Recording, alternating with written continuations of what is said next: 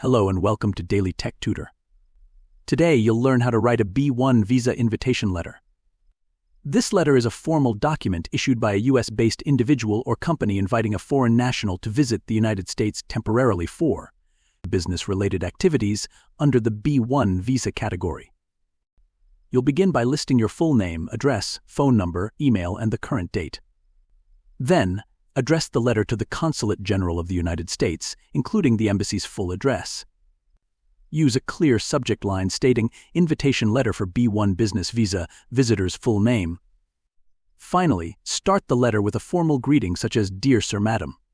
After that, write, "I am writing to invite my relationship or business associate, visitor's full name, to visit the United States for business purposes from start date to end date. The purpose of this visit is to attend meetings, discuss potential business collaborations, and explore opportunities with our company. I am your position at your company name, and I will be hosting visitors' full name during their stay. All travel and accommodation arrangements have been made, and I will ensure that they comply with all U.S. laws and regulations during their visit.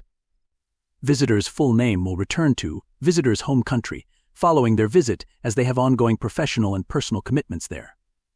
Please find attached supporting documents including proof of our company's registration, my identification, and the visitor's passport information. I kindly request that you grant visitor's full name a B-1 visa to facilitate this temporary business visit. Sincerely, your signature, your full name." Here's our sample B-1 visa invitation letter. You'll notice how it clearly explains the purpose of the business visit, your professional relationship with the visitor, and the planned activities during their stay in the United States. This helps the consular officer understand the purpose of the visit and the legitimacy of the visa application. And with that, I conclude today's tutorial.